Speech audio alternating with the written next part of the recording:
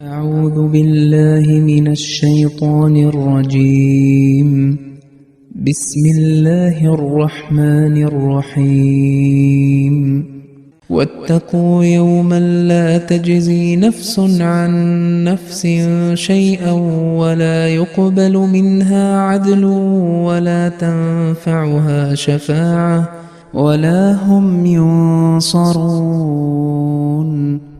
അസ്സലാമു അലൈക്കും വറഹ്മത്തുള്ളാഹി വബറകാതുഹു. സൂറ അൽ ബഖറയിലെ 124 വചനമാണ് നാം ഇപ്പോൾ ശ്രവിച്ചത്.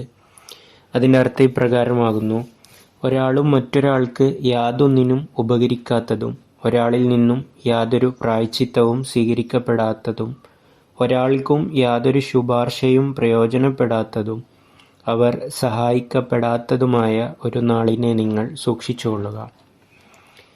ഈ വചനത്തിൻ്റെ തഫ്സീറിൽ സയ്യിദുനാ ഹദ്റത്ത് മുസ്ലിം മൗഊദ് റളിയല്ലാഹു അൻഹു പറയുന്നത് ഇപ്രകാരമാണ്: ഈ ആയത്ത് സൂറത്തുൽ ബഖറയുടെ 6-ാം റുക്കോയിൽ, അതായത് 49-ാമത്തെ ആയത്തിൽ കടന്നുപോയതാണ്.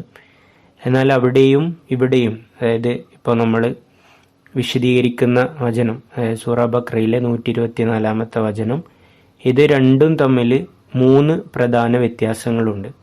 ആ വ്യത്യാസങ്ങളെയാണ് ഹദ്റത്ത് മുസ്ലിം മൗഊദ് റളിയല്ലാഹു അൻഹു ഇതിൻ്റെ വിശദീകരണത്തിൽ വിവരിക്കുന്നത്. ഒന്നാമതായിട്ടുള്ളത് ക്രമത്തിലുള്ള വ്യത്യാസം. ആദ്യത്തെ ആയത്തിൽ ഷഫാഅത്ത്, അതായത് ശുപാർശ ആണ് ആദ്യം പരാമർശിച്ചത്. അളിൽ അല്ലെങ്കിൽ പരിഹാരം അത് രണ്ടാമതും. എന്നാൽ രണ്ടാമത്തെ ആയത്തിൽ അള്ളാഹു ആദ്യം അളിലിനെ സംബന്ധിച്ചും പിന്നീട് ഷഫാഅത്തിനെ സംബന്ധിച്ചുമാണ് പ്രതിപാദിച്ചിട്ടുള്ളത്. പിന്നെ അടുത്ത ഒരു കാര്യം വ്യക്തമാക്കുന്നത്, അളിൽ അത് ആദ്യത്തെ ആയത്തിൽ അളിലിൻ്റെ കാര്യത്തിൽ ലാ യൂഖദു, അതായത് സ്വീകരിക്കപ്പെടുകയില്ല എന്ന വാക്കാണ് ഉപയോഗിച്ചത്.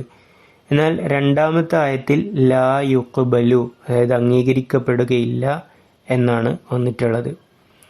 പിന്നെ മൂന്നാമതായിട്ടുള്ള കാര്യം പറയുന്നത്, ആദ്യത്തെ ആയത്തിൽ ഷഫാഅത്തിന് ലാ യുഖ്ബലു എന്ന് പറഞ്ഞപ്പോൾ രണ്ടാമത്തെ ആയത്തിൽ ലാ തൻഫഅഹ, അത് അവർക്ക് ഉപകരിക്കുകയില്ല എന്നാണ് വന്നിട്ടുള്ളത്.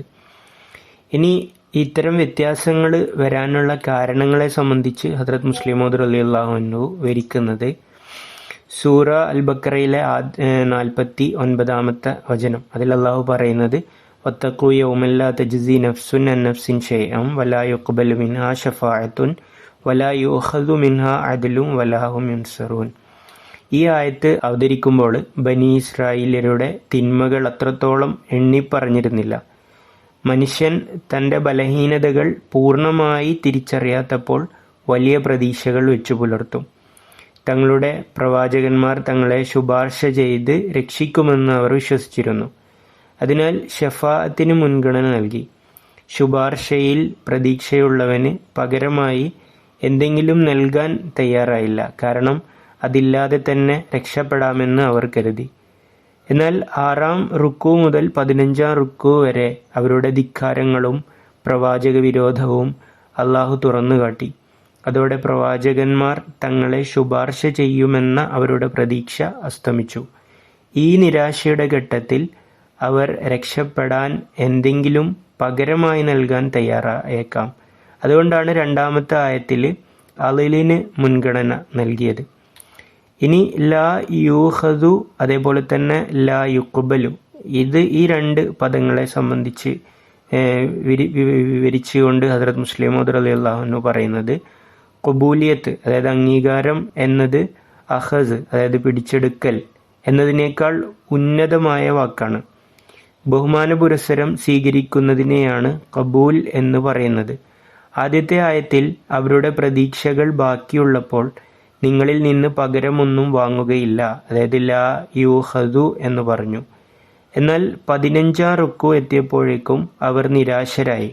പകരമായി എന്തെങ്കിലും നൽകാൻ അങ്ങോട്ട് നിർബന്ധം പിടിച്ചാലും അത് അംഗീകരിക്കുകയില്ല, അതായത് ലാ യുഖ്ബലു എന്നാണ് അള്ളാഹു വ്യക്തമാക്കുന്നത്. ഇനി ഷഫാഅത്തിൻ്റെ ഫലം, അതായത് ലാ തൻഫഅഹ. ആദ്യഘട്ടത്തിൽ ശുപാർശ സ്വീകരിക്കപ്പെടില്ല എന്ന് പറഞ്ഞപ്പോൾ രണ്ടാമത്തെ ഘട്ടത്തിൽ ശുപാർശ അവർക്ക് ഉപകരിക്കുകയില്ല എന്ന് മാറ്റി. പ്രവാചകന്മാരെ ധിക്കരിച്ചവർക്ക് വേണ്ടി ആരും സ്വമേധയാ ശുപാർശ ചെയ്യാൻ മുന്നോട്ട് വരികയില്ല എന്നാണ് ഇതിനർത്ഥം. അള്ളാഹുവിൻ്റെ അനുവാദമില്ലാതെ ആർക്കും ശുപാർശ ചെയ്യാനാവില്ല. അതുകൊണ്ട് ആ കാരുണ്യത്തിൻ്റെ വാതിലും അവർക്ക് മുന്നിൽ അടയുന്നു. ചുരുക്കത്തിൽ, ജനതകൾ അധപ്പതിക്കുമ്പോൾ അവർ സൽക്കർമ്മങ്ങൾ ഉപേക്ഷിക്കുകയും പ്രവാചകന്മാരുടെ ശുപാർശയിൽ മാത്രം ഭ്രമിക്കുകയും ചെയ്യുന്നു. ഇബ്രാഹിം നബിയുടെയോ മൂസാ നബിയുടെയോ സന്തതികളായതുകൊണ്ട് മാത്രം രക്ഷപ്പെടുമെന്ന യഹൂദരുടെ വാദത്തെ അള്ളാഹു ഇവിടെ ഖണ്ഡിക്കുന്നു. പ്രവാചകന്മാരെ ധിക്കരിക്കുകയും ഈസാ നബിയെയും മുഹമ്മദ് നബി സല്ലല്ലാഹു അലൈഹി വസല്ലമയെയും നിഷേധിക്കുകയും ചെയ്തവർക്ക് ആരുടെ ശുപാർശയാണ് ലഭിക്കുക? ചുരുക്കത്തിൽ 3 രക്ഷാമാർഗങ്ങളും അവർക്ക് മുന്നിൽ അടക്കപ്പെട്ടിരിക്കുന്നു. ഒന്ന്, അള്ളാഹുവിൻ്റെ പ്രത്യേകമായ സഹായം, അതായത് വലാഹും യുൻസറൂൻ, അതായത് അള്ളാഹുവിൻ്റെ സഹായം അവർക്ക് ലഭിക്കയില്ല. രണ്ടാമതായിട്ട് പ്രവാചകന്മാരുടെ ശുപാർശയും അവർക്ക് ലഭിക്കില്ല. മൂന്നാമതായിട്ട് സ്വന്തം കർമ്മങ്ങൾ മുഖേനയും അവർക്ക് രക്ഷപ്പെടാൻ സാധിക്കയില്ല. അല്ലാഹുമ്മ സ്വല്ലി അലാ മുഹമ്മദിൻ വഅലിഹി